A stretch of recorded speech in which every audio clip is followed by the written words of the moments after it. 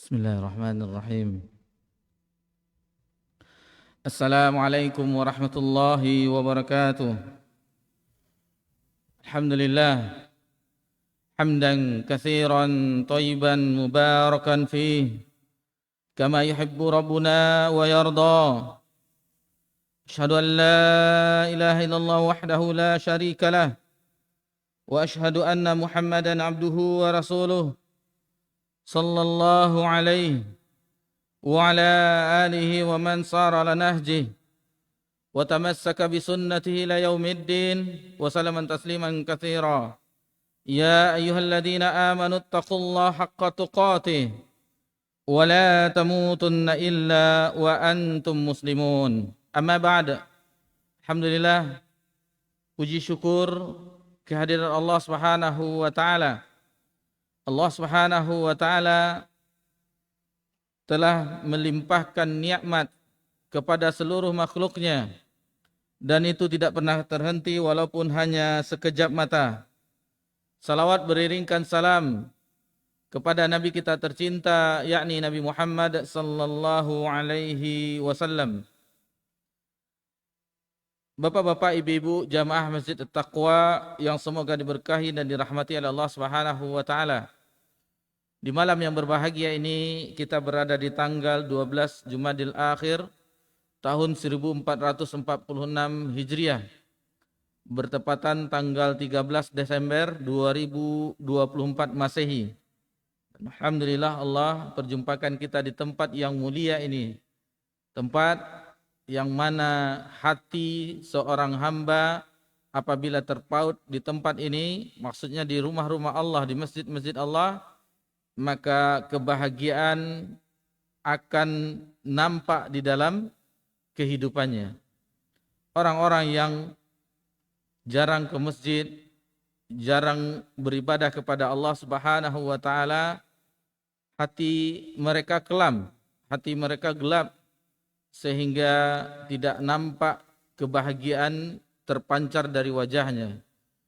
Meskipun orang-orang yang senantiasa ke rumah-rumah Allah, tentunya untuk beribadah kepada Allah, dalam masalah duniawi misalnya mereka kekurangan atau pas-pasan, tetapi ketahuilah dadanya itu lapang, dadanya itu tidak ada yang perlu dikhawatirkan, karena mereka telah mendapati kenikmatan beribadah kepada Allah Subhanahu wa taala. Inilah yang tidak didapati oleh orang-orang non-muslim, orang-orang yang tidak beriman kepada Allah, orang-orang yang tidak beribadah kepada Allah. Seberapapun banyak harta kekayaan mereka, tetapi itu tidak bisa menutupi kebahagiaan yang membuat bahagia hatinya. Maksudnya hatinya senantiasa meronta, ingin mencari kebahagiaan. Mereka melakukan perjalanan, tamasya, traveling, healing untuk mencapai kebahagiaan. Sementara orang-orang yang berusaha beribadah kepada Allah, mencapai keridhaan Allah, tempat kebahagiaannya adalah di masjid, di rumah-rumah Allah, di musola-musola, yang di sana ditegakkan salat 5 waktu, ditegakkan ibadah kepada Allah Subhanahu wa taala. Ala bidzikrillah tatma'innal qulub. Ketahuilah, hanya mengingat Allah hati itu menjadi tenang. Ikhwani fiddin, a'azakumullah. Kita insyaallah melanjutkan pelajaran kita di Sirah Nabawiyah, perjalanan sosok yang agung, makhluk Allah yang paling mulia, yakni Nabi kita tercinta Nabi Muhammad sallallahu alaihi wasallam. Insyaallah di pertemuan yang ke-25 ini kita masuk pada pembahasan perang Al-Ahzab. Perang Ahzab. Di pertemuan sebelumnya atau dua pertemuan sebelumnya, pada peristiwa perang Badar, perang Uhud, itu dampak kekalahan dirasakan oleh kaum muslimin. Dan alhamdulillah beberapa utusan delegasi batalion yang dikirim oleh Nabi sallallahu alaihi wasallam ke titik-titik tertentu dan usaha itu membangkitkan ghirah kembali, membangkitkan semangat kemuliaan kaum muslimin. Hampir setahun setelah itu tidak terjadi peperangan.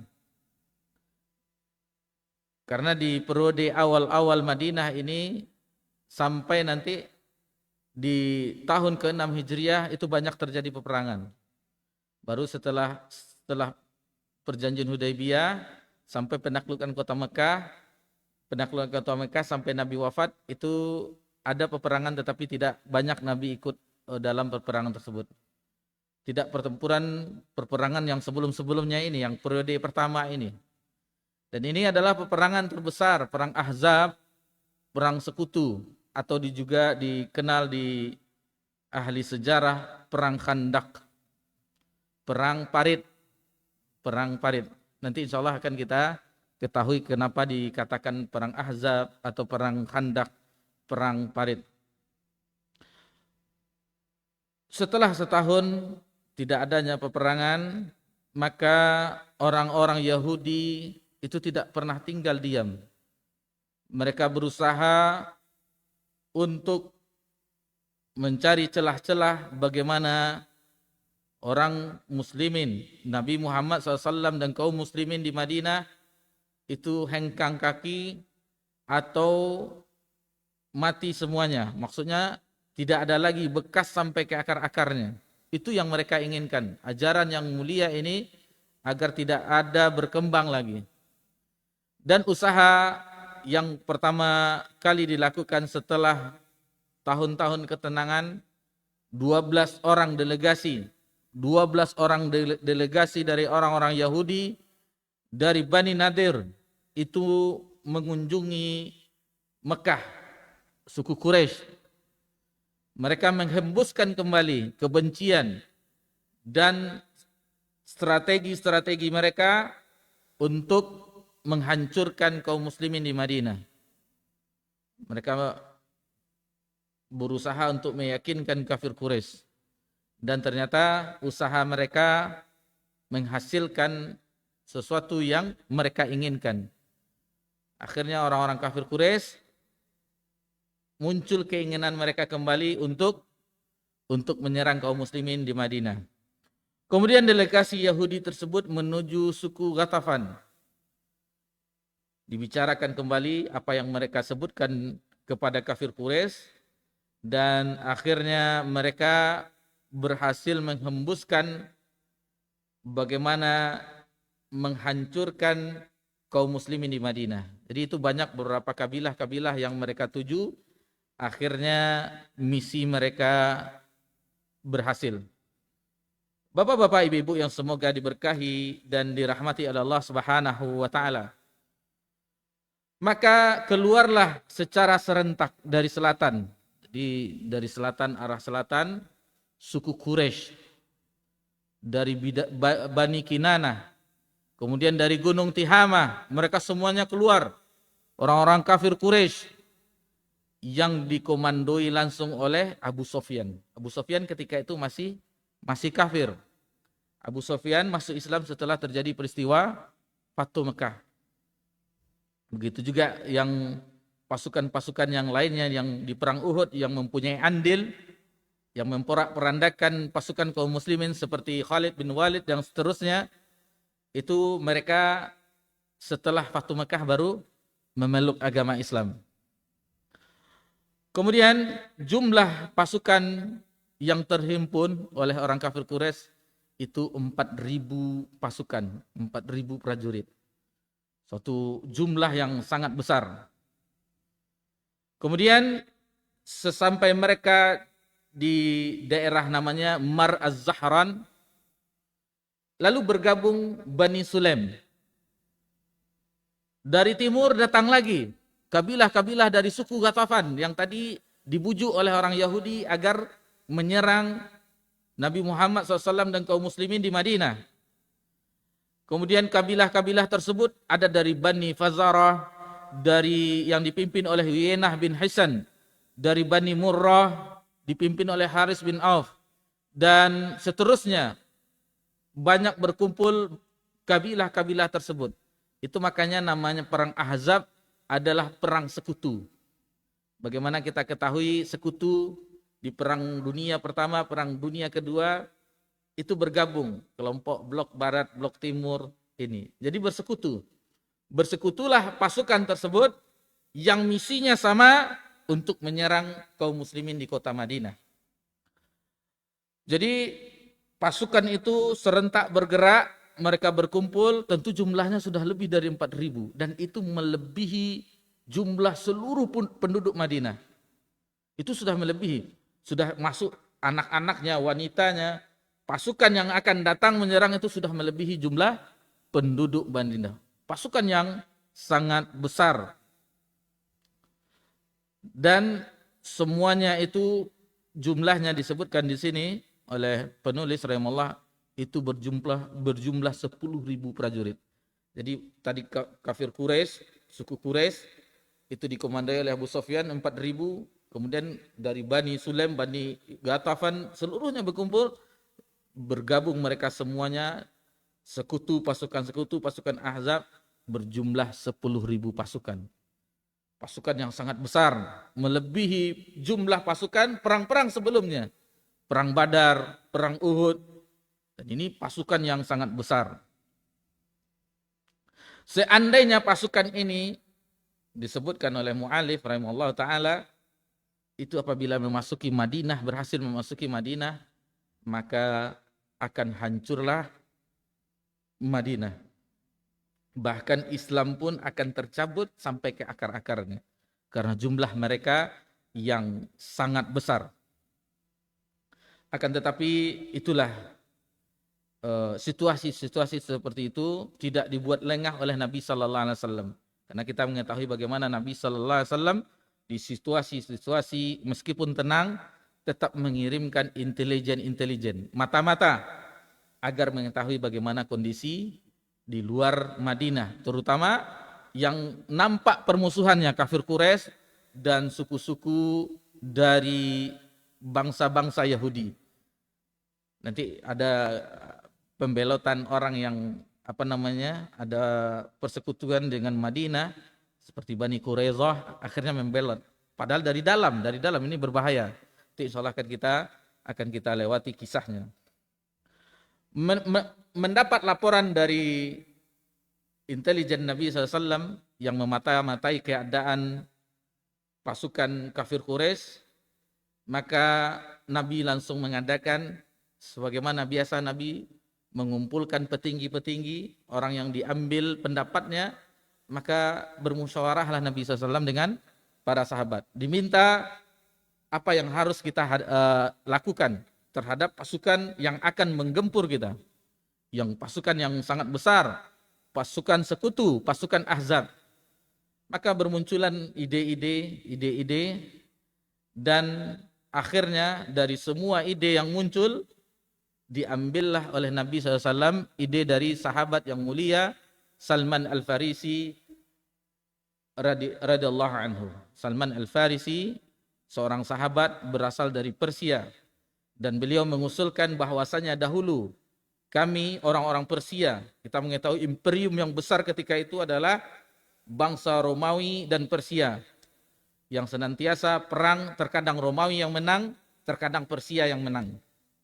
Dan apabila kami diserang, kata Salman Al-Farisi, maka kami untuk menghadapi musuh yang akan menyerang, itu menggali parit-parit di perbatasan daerah kami. Maka usulan Salman Al-Farisi yang ketika itu diambil oleh Nabi Sallallahu, maka disepakatilah. Mulailah ketika itu kaum muslimin yang langsung dipimpin oleh Nabi Sallallahu Alaihi Wasallam melakukan gotong royong. Di semangat gotong royong itu sudah nampak bahkan dari ketika awal-awal di Madinah ketika membangun Masjid Nabawi. Dan semangat itu nampak kembali ketika menggali parit Khandaq untuk menghadapi pasukan Ahzab, pasukan sekutu yang ingin menghancurkan kaum muslimin. Di dalam Sahih Bukhari disebutkan dari Sahal bin Sa'ad, dia berkata, kami bersama Rasulullah sallallahu alaihi wasallam di dalam parit. Jadi ini dalam masa-masa menggali parit sebelum pasukan datang. Sementara kami memindahkan tanah galian dengan meletakkannya di atas pundak kami, maka Rasulullah menyandungkan puisi. Semacam penyemangat, sebagaimana kita ketahui waktu membangun Masjid Nabawi ada puisi-puisi yang dilantunkan, dan ini diulang lagi oleh Nabi sallallahu alaihi wasallam seperti kalimat Allahumma la aisa illa aisul akhirah. Ya Allah, tidak ada kehidupan kecuali kehidupan akhirah. Faghfir lil muhajirin wal ansar. Maka beri ampunlah orang-orang muhajirin dan ansar. Jadi Nabi menyanandungkan itu, memberi semangat kepada para sahabat dari golongan muhajirin, orang-orang yang hijrah, dan orang-orang ansar agar bersemangat untuk melakukan penggalian parit ini. Anas bin Malik radhiyallahu anhu berkata, Rasulullah SAW pergi menuju parit dan beliau dapati kaum muhajirin dan ansar sedang menggali parit di pagi hari yang dingin. Karena mereka tidak mempunyai hamba sahaya yang bisa mereka pekerjakan untuk itu. Ketika itu Rasulullah menyaksikan keadaan mereka yang keletihan dan lapar. Lalu beliau menyebutkan yang kita sebutkan tadi, Allahumma la aisa illa aisul akhirah. Ya Allah, tidak ada kehidupan kecuali kehidupan akhirah. Faghfir lil muhajirin wal ansar. Maka berilah ampunan kepada orang-orang muhajirin dan orang-orang ansar. Lalu mereka pun menjawab. Orang-orang muhajirin dan ansar menjawab, kamilah yang telah berjanji setia kepada Nabi Muhammad SAW untuk berjihad selama hayat masih dikandung badan. Jadi mereka menjawab puisi yang dilantunkan oleh Nabi SAW. Kamilah yang berjanji setia kepada Nabi Muhammad SAW untuk berjihad selama hayat masih dikandung badan. Kemudian Al-Bara bin Azib radhiyallahu anhu berkata, aku melihat Rasulullah SAW memindahkan tanah galian parit sehingga perutnya yang penuh dengan bulu terkena debu. Aku mendengar beliau menyandungkan bait syair ciptaan Abdullah bin Rawaha sambil memindahkan tanah tersebut. Jadi ini bait-bait yang pernah diucapkan oleh Abdullah bin Rawaha ketika membangun Masjid Nabawi. Ya Allah, Allah, kalaulah bukan karena Allah, maka kami tidak mendapat petunjuk. Kami juga tidak bisa bersedekah dan kami juga tidak bisa salat. Maka berilah kepada kami ketenangan, mantapkanlah kami jika berperang. Sesungguhnya orang-orang kafir telah berbuat aniaya kepada kami. Jika mereka ingin berbuat jahat, kami akan melawan. Jadi semacam bait-bait syair itu banyak dilantunkan. Ini dinukilkan oleh penulis di sini beberapa bait syair yang untuk memberikan semangat kepada para sahabat yang melakukan penggalian parit. Sesungguhnya para pembangkang itu ingin menyerang kami. Jika mereka menginginkan kekacauan, pasti kami menolak mereka. Jadi semacam bait-bait itu selama proses penggalian parit tetap dilakukan oleh Nabi SAW dan para sahabat. Untuk penyemangat. Kalau di batalion semacam yel-yel seperti itu. Untuk penyemangat supaya mereka bersemangat untuk melakukan penggalian parit. Ini orang pasukan Al-Ahzab sekutu sudah mulai bergerak untuk menuju Madinah. Alhamdulillah kaum muslimin, Nabi sallallahu alaihi wasallam dan para sahabat kaum muhajirin dan ansar bersemangat untuk melakukan dengan penuh. Jadi mereka pun kondisi yang seperti itu mendapati keadaan kelaparan. Dan itu sangat memilukan hati. Sebagaimana dikatakan oleh Anas bin Malik radhiyallahu anhu, para sahabat yang menggali parit ketika itu mendapat kiriman segenggam gandum. Jadi hanya mendapatkan bantuan. Kalau misalnya ada goro, kita biasanya kan ada konsumsi, ada makanan, minuman. Ini yang dikirim hanya segenggam gandum, tepung gandum. Kemudian dimasak dengan minyak yang sudah kadaluarsa. Minyaknya sudah kadaluarsa. Lalu dihidangkan untuk semua pekerja yang sedang kelaparan. sementara makanan itu sendiri tidak enak rasanya dan tidak sedap aromanya, tapi tetap dikonsumsi. Hanya itu yang ada. Itulah keadaan kaum muslimin ketika sebelum terjadinya perang Khandaq atau perang Ahzab. Abu Talhah berkata, kami mengadukan kepada Rasulullah tentang kelaparan yang kami rasakan. Lalu kami perlihatkan perut kami yang kami ganjal dengan satu batu. Jadi untuk supaya tidak terasa lapar, diambil batu untuk agar rasa lapar itu hilang. Lalu kami perhatikan perut kami yang kami ganjal dengan satu, maka Rasulullah memperlihatkan perutnya yang diganjal dengan dua batu. Para sahabat baru mengganjal satu batu, sementara Nabi SAW sudah mengganjal perutnya dengan dua batu. Dan dalam peristiwa ini nampak mukjizat-mukjizat Nabi sallallahu alaihi wasallam. Sebagaimana yang dituturkan Jabir bin Abdullah ketika melihat keadaan seperti itu, maka Jabir bin Abdullah ingin memberikan makanan untuk, tetapi tidak semua. Dia hanya ketika itu menyembelih seekor kambing yang biasa. Lalu ada makanan sedikit yang tidak mencukupi ribuan orang yang sedang bekerja. Jadi Jabir bin Abdullah hanya ingin ada beberapa seperti Nabi SAW dan orang-orang yang tertentu saja yang ingin diberinya makanan. Akan tetapi di situ nampak mukjizat Nabi kita tercinta sallallahu alaihi wasallam. Seluruhnya dikatakan oleh Nabi agar semuanya kita mendapatkan hidangan makanan dari sahabat kita Jabir bin Abdullah.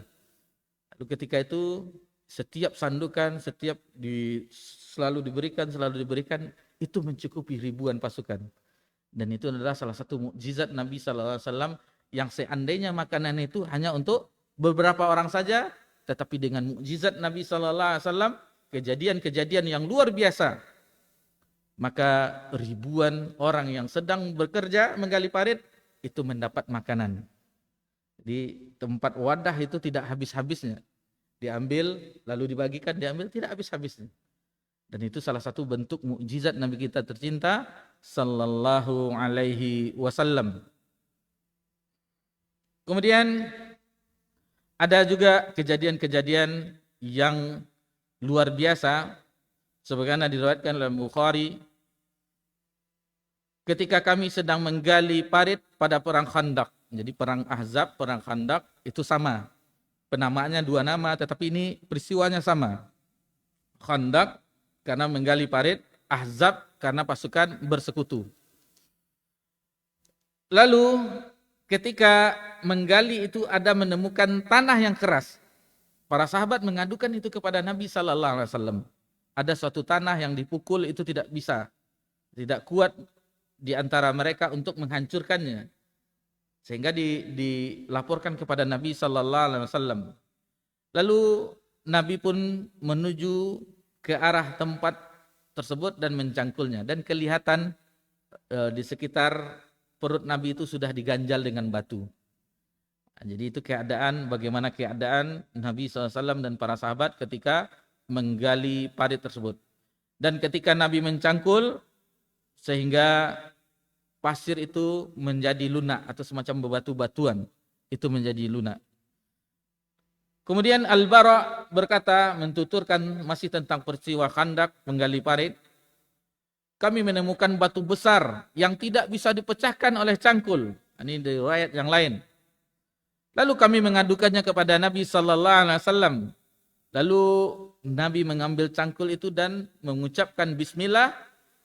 Lalu dipukulkannya, lalu mengucapkan Allahu Akbar. Nabi bertakbir, telah diberikan kepadaku kunci-kunci kerajaan Syam. Demi Allah, saat ini aku benar-benar melihat istana-istana yang merah sekarang. Jadi ini adalah pertanda bahwasanya nanti imperium besar Romawi dan Persia itu akan takluk oleh pasukan kaum muslim. Dan Nabi mengucapkan ketika menggali parit. Di istana-istana kerajaan yang Nabi katakan nampak yang merah-merah, nampak yang berkilauan, itu menggambarkan kerajaan Persia, Kisranya Persia dan kekaisaran Romawi. Kenapa diambil di daerah tersebut? Kita mengetahui bagi yang pernah haji atau umroh, itu Madinah itu dikelilingi oleh pegunungan. Ada gunung-gunung bukit, kemudian dari arah-arah sini ada kebun-kebun. Maka parit itu dikali dari arah utara. Bagi yang ada buku itu ada petanya, dan menampakkan peta. Jadi disitulah nanti pintu gerbang orang yang dari Mekah ingin memasuki Madinah melalui arah utara. Dari arah utara disitulah dibuat parit, dan sehingga apabila orang melewati ingin memasuki Madinah, mereka harus menyeberang parit dahulu. Ini salah satu siasat kenapa di arah utara itu digali parit. Ikhwani fiddin azakumullah, suku Quraisy tetap bergerak, dan mengenai peristiwa Ahzab ini Allah singgung di dalam firman-Nya. Jadi ada nama surah Al-Ahzab, perang-perang Ahzab. Itu beberapa ayat, di antaranya Allah Subhanahu wa taala berfirman dalam surah Al-Ahzab ayat 22 yang menceritakan tentang perang Ahzab. Surah Al-Ahzab ayat 22, insyaallah nanti bisa dilihat di rumah. Walamma ra'al mu'minuna al-ahzaba qalu hadza ma wa'adana Allah wa rasuluhu wa sadaqallahu wa rasuluhu. Dan tatkala orang-orang mukmin melihat golongan-golongan yang bersekutu itu, mereka berkata, hadza ma wa'adana Allah wa rasuluhu. Inilah yang dijanjikan Allah dan Rasulnya kepada kita. Wa sadaqallahu wa rasuluh, dan benarlah Allah dan Rasulnya. Wa ma zadahum illa imanan wa taslima. Dan yang demikian itu tidaklah menambah kepada mereka kecuali iman dan taslim dan ketundukan. Jadi apa yang mereka alami, inilah yang dijanjikan Allah dan Rasulnya. Dan setiap itu Nabi mengatakan kita akan menang, kita akan menang, kita akan menang. Karena Nabi yakin Allah akan menolong pasukannya.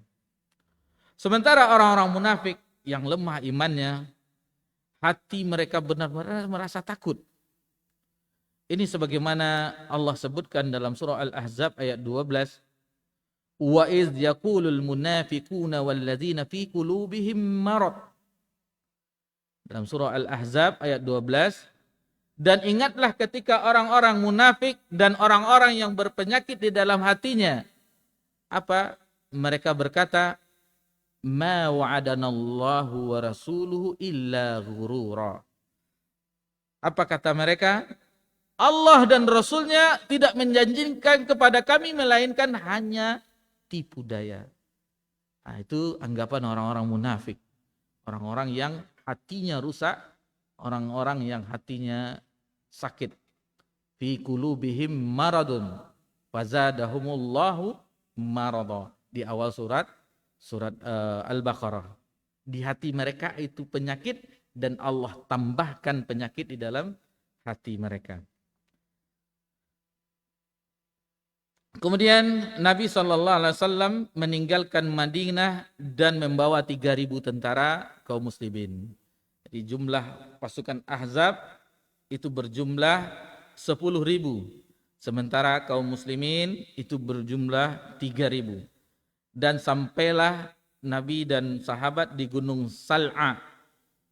Dan mereka menjadikannya sebagai benteng pertahanan. Sementara posisi orang-orang kafir itu berada di antara mereka dan parit. Nah, itu posisinya. Jadi apabila ingin menyerang, lewati parit dahulu. Jadi mereka sudah yakin bahwasanya kita akan dimenangkan oleh Allah Subhanahu wa taala. Itu makanya kaum muslimin, pasukan kaum muslimin itu bersemangat dan tidak ada nampak gentar ketakutan di dalam hati mereka. Kemudian pasukan musyrikin yang menganut paganisme, sekutu orang-orang kaum Quraisy dan yang lainnya dari seluruh kabilah yang bersatu ingin memasuki Madinah, akan tetapi parit yang beberapa hari yang lalu yang telah digali oleh Nabi dan para sahabat itu menghalangi mereka. Jadi mereka tidak bisa langsung masuk. Ternyata ada parit. Dan ini ide dari sahabat Salman Al-Farisi radhiyallahu anhu. Jadi melihat posisi itu tidak bisa. Mau kemana? Di sini bukit, di sini bukit. Hanya satu-satunya jalan dan itu pun sudah menjadi parit. Kalau city tour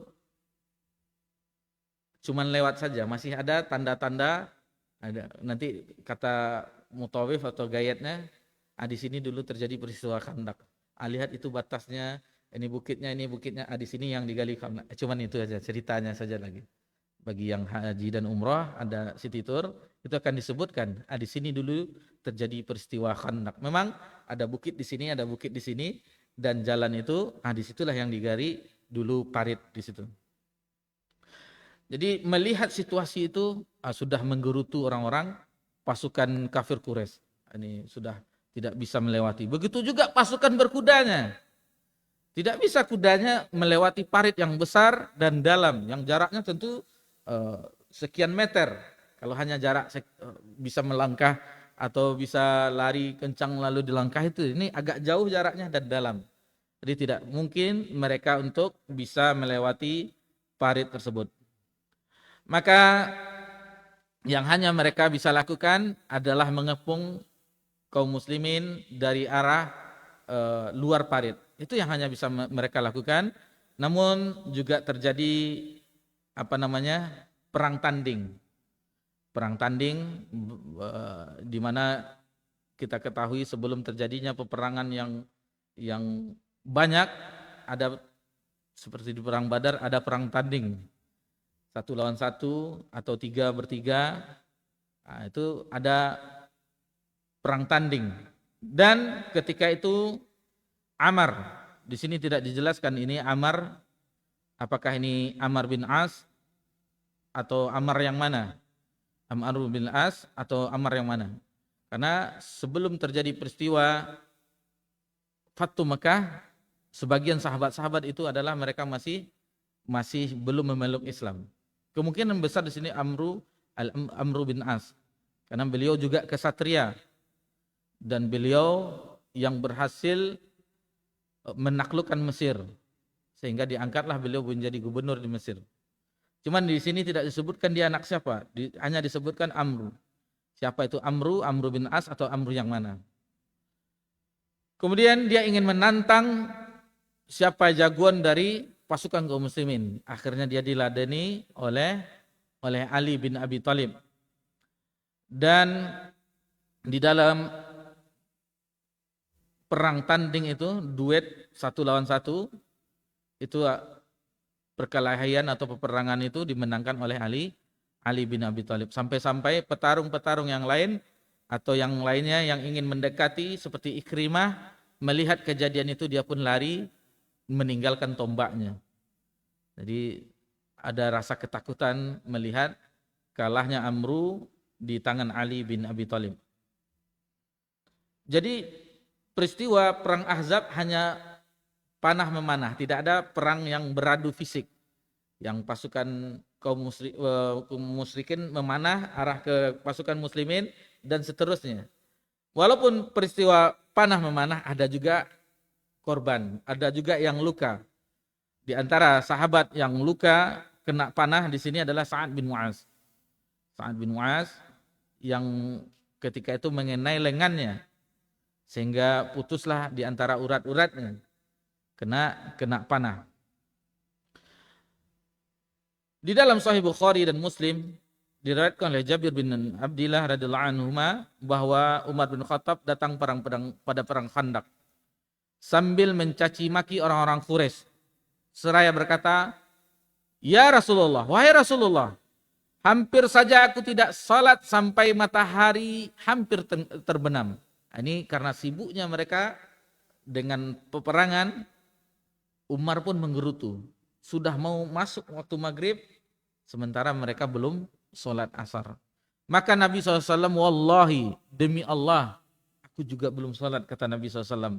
Maka kami turun bersama Nabi SAW ke lembah Buthan, nama lembahnya, dan berwuduk lalu sholat asar setelah terbenamnya matahari. Jadi Nabi dan para sahabat, sebagian para sahabat itu sholat asarnya ketika peristiwa perang Ahzab di hari pertama itu setelah terbenam matahari. Ini bisa juga ngambil fikih bagi kita. Misalnya kita terlewat di waktu seharusnya kita sholat asar sebelum matahari terbenam, tetapi kita karena kesibukan atau yang lainnya, misalnya dalam suatu kesibukan yang sangat, maka itu boleh dilakukan setelah terbenamnya matahari, sebagaimana yang terjadi di zaman Nabi Sallallahu Alaihi Wasallam.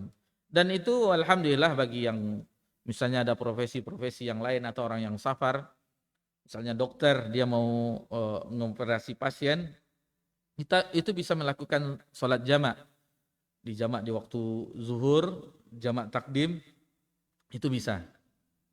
Nah, sehingga meskipun sudah masuk waktu maghrib, jadi asarnya sudah dijamak di waktu zuhur. Jadi meskipun begitu situasinya yang sangat mencekam, tetapi mereka Nabi Sallallahu Alaihi Wasallam dan para sahabat tetap melakukan sholat. Nah, jadi ini penting bagaimana sholat sementara kita tidak ada perang, tidak ada makan kita cukup. Alhamdulillah rumah kita tidak seperti para sahabat yang hanya tanah liat dengan pohon pelepah kurma, dan makanannya tidak seperti yang mereka makan, yang aromanya kurang sedap dari minyak yang aromanya sudah kadar luasa. Kita makanan enak, tetapi kita dikalahkan oleh pasukan di dalam diri kita sendiri. Bukan pasukan Ahzab, tetapi pasukan dalam diri kita sendiri. Kita dikalahkan oleh syaitan yang merayu kita, jangan sholat, jangan sholat. Atau nantilah sholat, zuhur masih panjang waktunya. Jadi ingat dia pelajaran fikih, waktu zuhur itu apabila ditancapkan tonggak, maka apabila bayang-bayangnya itu masih panjang, bayang-bayangnya atau panjang bendanya itu masih waktu zuhur. Tapi kalau sudah sama atau lebih itu dah waktu asar. Jadi diukurnya juga kan, tengoknya nih, dah sholat lah dulu. Di pas jam 3:04 mulailah berwudu kan. Assalamualaikum warahmatullahi. Ini sholat sendiri munfarid, tidak berjamaah. Habis itu terdengar azan 3:30, kan pas kan. Jadi enggak bukan itu yang pas itu. Ini sholat-sholat yang seperti ini adalah sholat-sholat orang munafikin. Orang-orang yang ada penyakit dalam hatinya, ada nifak dalam hatinya di akhir waktu, sehingga ketika selesai melakukan sholat yang satu, dia masuk ke sholat yang berikutnya. Adapun orang-orang yang beriman, sebagaimana disebutkan oleh Nabi SAW ketika Abdullah bin Mas'ud bertanya kepada Nabi SAW, amalan apa yang paling afdal? Lalu Nabi SAW menjawab, kata Nabi SAW, as-salatu ala waqtiha. Di salat pada waktunya. Tumma ayyu, kata Abdullah bin Mas'ud bertanya, kemudian apa lagi? Birrul walidain, berbakti kepada kedua orang tua. Ini bagi jamaah kita semuanya yang masih Allah berikan kenikmatan yang tiada tara, nikmat yang tiada terhingga, yang masih memiliki kedua orang tua, jangan sia-siakan. Mereka adalah pintu surga yang tengah. Apalagi di usianya yang sudah di antara mereka sudah lanjut usia, yang sudah renta, itulah kesempatan kita meraih surga Allah Subhanahu wa taala. Orang yang Allah ilhamkan, senang dia untuk merawat orang tuanya. Karena dia meyakini inilah surga. Dan ini banyak keutamaan. Sahabat yang ikut perang bersama Nabi SAW. Wahai Rasulullah, aku meninggalkan ibuku menangis ketika aku ingin perang. Kata Nabi, irji', kembalilah kepada ibumu sebagaimana engkau buatlah dia tertawa sebagaimana engkau membuatnya menangis tadi waktu pergi. Jihad fisabilillah kalah dengan birrul walidain. Dan kebanyakan kita mungkin karena pengaruh dari ajaran-ajaran propaganda barat, orang luar negeri, orang kafir, yang mereka tidak peduli lagi dengan orang tuanya. Bahkan wal'iyazubillah, mereka menitipkan orang tua yang menyusahkan mereka ke panti-panti jompo. Ini orang bagaimana ini? Anak yang bagaimana ini? Padahal ini adalah kesempatan untuk berbakti meraih surga Allah Subhanahu wa taala. Kemudian kata Abdullah bin Mas'ud, "Tsumma ayyu?" Kemudian apalagi wahai Rasulullah? Kata Nabi SAW, "Qal al-jihadu fi sabilillah," yaitu jihad di jalan Allah Subhanahu wa taala. Baik, kita azan, setelah azan kita lanjutkan sedikit lagi insyaallah. Fadhal.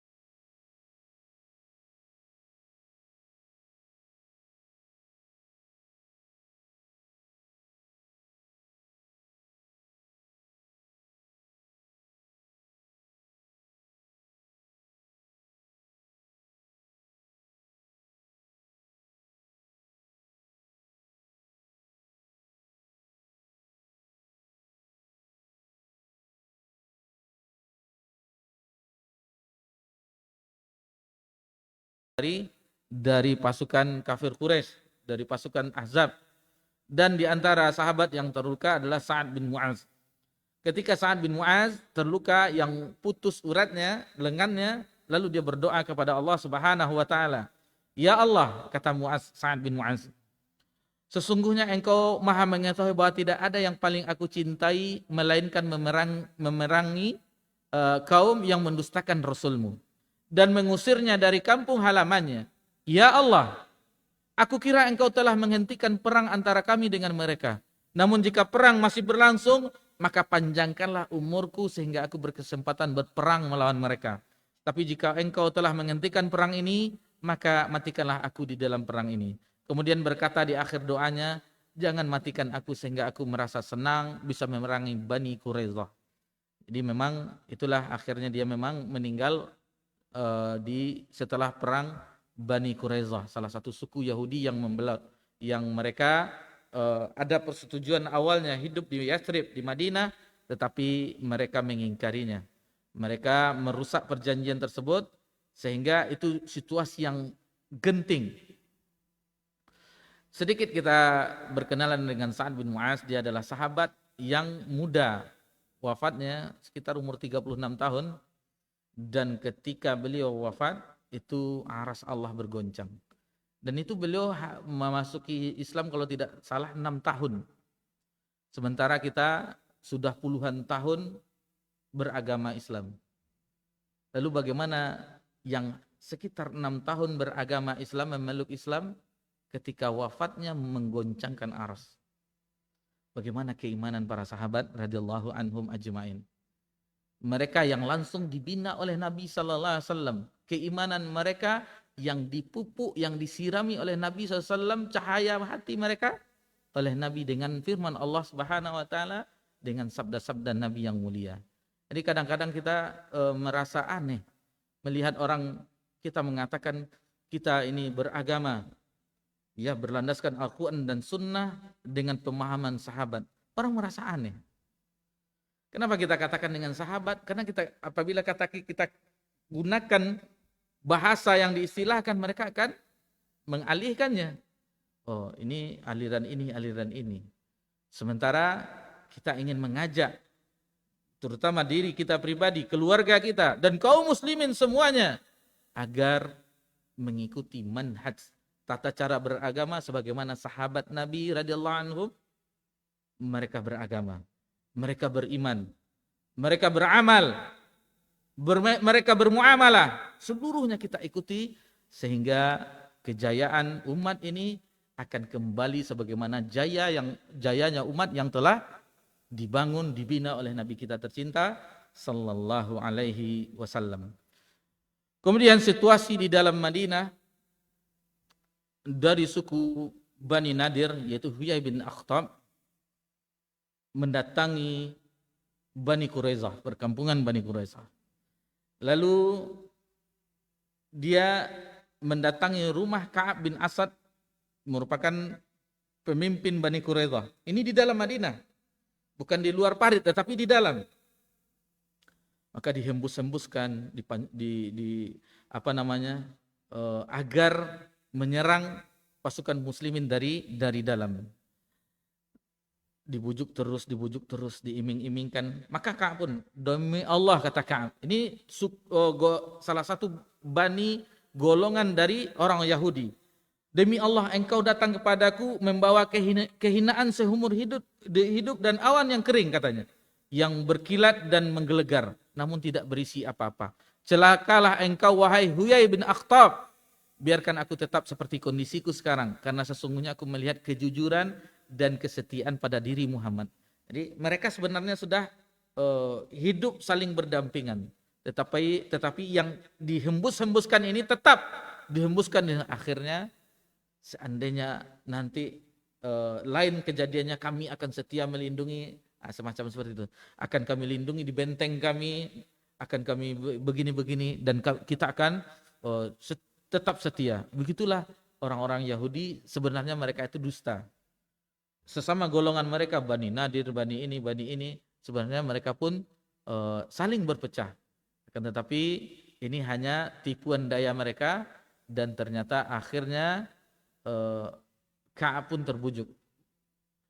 Pemimpin Bani Quraidah yang berada di dalam Madinah terbujuk, dan ketika itulah posisi genting yang dirasakan dan desas-desas itu terdengar oleh Nabi Sallallahu Alaihi Wasallam, sehingga mereka pun sebagian dari pasukan kaum muslimin khawatir seandainya mereka menyerang secara mendadak dari dalam Madinah, lalu bagaimana nasib kita? Kan tetapi ketika itu nampaklah patriot wanita-wanita kaum muslimah, seperti di sini sebutkan Sofiyah bibi Nabi SAW, binti Abdul Muthalib. Bagaimana mereka Sofiyah bisa menghandle kejadian tersebut, seolah-olah masih ada orang yang berada di benteng di dalam Madinah, masih ada pasukan yang tersisa. Ingin apa yang tersisa waktu itu seperti yang diberikan pimpinan sementara itu Abdullah bin Umi Maktum, seorang yang buta. Orang-orang yang lemah, wanita, anak-anak, dan salah satu seorang yang tidak ikut ketika itu yang lemah, Hasan bin Sabit. Penyair Nabi SAW juga tidak ikut. Maka ketika itu berperanlah Sofiyah, bibinya Nabi SAW, Sofiyah binti Abdul Muthalib, yang ketika itu melakukan yang dilakukan oleh bibi Nabi SAW tersebut, bahwasanya dia telah melakukan pemukulan terhadap orang yang mencek keadaan di dalam Madinah. Nah, sehingga ketika itu maka seolah-olah masih ada pasukan di Madinah di dalam. Padahal tidak, mereka semuanya keluar ke Bukit Sa'la. Yang tinggal di Madinah adalah orang-orang lemah, wanita dan perempuan. Tetapi sikap yang dilakukan oleh Sofiyah binti Abdul Muthalib, bibi Nabi SAW, yang mencelakai orang yang mencari tahu keadaan di dalam Madinah, itu akhirnya mereka berkesimpulan bahwasanya masih ada pasukan yang tersisa di dalam Madinah. Baik. Jadi ketika itu sebagaimana kita sebutkan tadi, pengkhianatan yang dilakukan oleh Bani Quraidah dari dalam Madinah akhirnya diketahui oleh Nabi SAW, maka beliau pun bergegas untuk mencari tahu kebenarannya. Nabi tidak tinggal diam, sehingga Nabi ketika itu mengutus Sa'ad bin Mu'adz, Sa'ad bin Ubadah, Abdullah bin Rawahah, dan Khawat bin Jubair. Lalu Nabi SAW berkata, berangkatlah kalian mengetahui apakah benar berita yang sampai kepada kita, benar atau tidak, maka nanti kabarkan, isyaratkan kepada kami, kata Nabi sallallahu alaihi wasallam. Maka ketika mendekati Bani Quraidah, maka tadi beberapa orang yang diutus oleh Nabi SAW melihat orang-orang Yahudi dalam keadaan yang sangat buruk. Jadi mereka terang-terangan mencaci maki Nabi SAW dan kaum muslimin dan seterusnya. Jadi apa yang desas-desus yang didengar oleh Nabi SAW itu benar adanya. Jadi orang-orang Bani Nadir, yaitu siapa tadi, Hayy bin Akhtab, itu berhasil mempengaruhi orang-orang Yahudi yang berada di dalam kota Madinah. Dan inilah kondisi yang teramat sulit yang dirasakan oleh pasukan kaum muslimin. Kenapa tidak sulit? Seandainya mereka menyerang, maka habislah kami yang diserang secara mendadak dari dalam. Peristiwa ini Allah gambarkan di dalam firman-Nya dalam surah Al-Ahzab ayat 10 sampai 11. Dalam surah Al-Ahzab ayat 10 sampai 11. Iz ja'akum min fawqikum wa min asfala minkum wa izraqatil absaru wa baghlatil qulub. Yaitu ketika datang kepada kalian dari atas atau dari bawah kalian, dan ketika tidak tetap lagi penglihatan kalian, dan hati kalian naik menyesak sampai ke tenggorokan, dan menyangka, jadi watazunnuna billahi zununa, dan menyangka terhadap Allah dengan berbagai prasangka. Hunalika butuliyal mu'minuna wa zulzilu zilzalan syadida. Disitulah diuji orang-orang beriman dan digoncangkan hatinya dengan goncangan yang sangat keras. Jadi memang disitulah Di keadaan itu digambarkan oleh Allah Subhanahu wa taala, yaitu seolah-olah hati mereka sudah menyesak sampai ke tenggorokan. Ini bagaimana kena katakan, dan itulah ujian-ujian yang Allah berikan dengan ujian goncangan yang sangat keras. Kemudian di ayat yang lain Allah Subhanahu wa taala berfirman di ayat selanjutnya ayat 12 ayat 13, wa iz yaqulul munafiquna walladzina fi qulubihim marad. Dan ingatlah ketika orang-orang munafik dan orang-orang berpenyakit dalam hatinya berkata, yang tadi telah kita bawakan juga, ma wa'adanallahu wa rasuluhu illa ghurura. Allah dan Rasulnya tidak menjanjikan kepada kami melainkan tipu daya.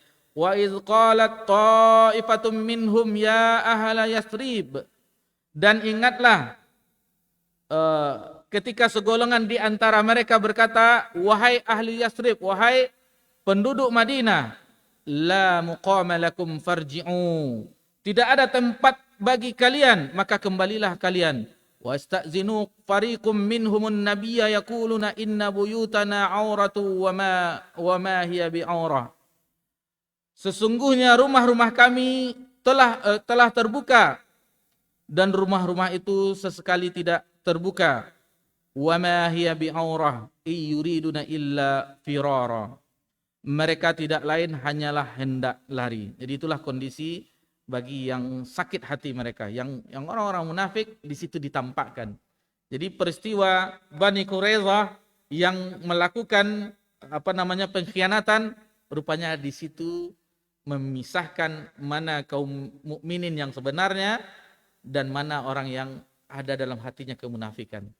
Orang yang munafik tadi seolah-olah ingin kembali, ingin lari dan seterusnya. Adapun orang-orang yang beriman tadi sebagaimana disebutkan oleh Allah Subhanahu wa taala di dalam surah Al-Ahzab yang tadi kita singgung, walamma ra'al mu'minuna ahzab qalu hadza ma wa'adanallahu rasuluhu wa sadaqallahu rasuluh. Dan tatkala orang-orang mukmin melihat golongan-golongan yang bersekutu itu, mereka berkata, inilah yang dijanjikan Allah dan Rasulnya kepada kita, dan benarlah Allah dan Rasulnya. Wa ma zadum illa imanan wa taslima. Dan yang demikian itu tidaklah menambah kepada mereka kecuali keimanan dan taslim, ketundukan kepada Allah. Nah, itu bedanya. Dengan kejadian pengkhianatan Bani Quraidah, maka nampaklah siapa yang dalam hatinya ada penyakit, yaitu orang-orang munafik, dan nampaklah siapa yang benar-benar keimanan mereka.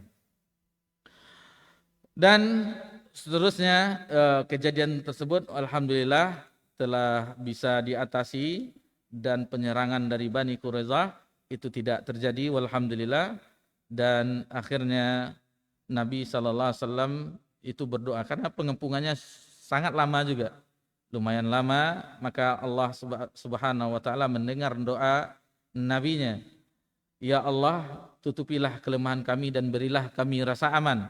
Dan Rasulullah berdoa untuk kehancuran pasukan Ahzab dengan berkata, ya Allah yang menurunkan kitab yang cepat perhitungannya, hancurkanlah pasukan sekutu itu. Ya Allah, hancurkan dan cerai-beraikanlah. Ini dinukilkan dalam Sahih Bukhari dalam kitab Maghazi. Dan Allah mendengar doa Rasulnya, maka akhirnya datanglah pasukan Allah yang lainnya. Pasukan Allah yang lainnya berupa angin yang kencang sehingga memporak-porandakan kemah-kemah mereka. Sehingga diterbangkanlah kemah-kemah mereka, dan bahkan tali kemah mereka juga terlepas terbang, sehingga tidak merasa tenang lagi mereka orang-orang tersebut. Dan disitulah mereka mendapatkan ketakutan dan kegoncangan dan cemas di dalam hati mereka. Dan di malam yang dingin itu Rasulullah SAW mengirimkan intelnya, bagaimana keadaan, mencek situasinya mata-matanya, yaitu sahabat yang mulia, sahabat sir yang memegang kunci rahasia Nabi SAW itu Huzaifah ibnul Yaman. Lalu melihat kejadian tersebut, maka itulah yang Allah janjikan. Allah menjanjikan bahwasanya Allah memenangkan golongannya, memuliakan bala tentaranya, menolong hambanya, dan dengan sendirinya menghancurkan pasukan sekutu. Jadi la ilaha illallah wahdah wa nasara abdah wa anjazal ahzama wahdah. Seperti itu. Jadi Allah akan menolong pasukannya. Nabi SAW dan kaum muslimin pun kembali ke Madinah dengan sudah porak-porandanya, dengan tiupan angin yang kencang sampai tali-talinya pun terbang. Dan perang Khandaq ini sebagaimana kita sebutkan di awal tadi terjadi pada tahun 5 Hijriah. Pada tahun 5 Hijriah tepatnya di bulan Syawal. Dan itulah pendapat yang kuat. Dan sebagaimana kita sebutkan juga tadi bahwasanya perang Khandaq itu tidak menghadirkan peperangan yang sengit seperti sebagaimana perang Badar dan perang Uhud yang beradu tanding, yang langsung berkecamuk, tidak, hanya melemparkan anak-anak panah dan yang korban pun tidak banyak, 6 orang dari kaum muslimin dan 10 orang dari pasukan Ahzab dan beberapa orang yang luka. Namun dampaknya walaupun seperti ini, dampaknya sangat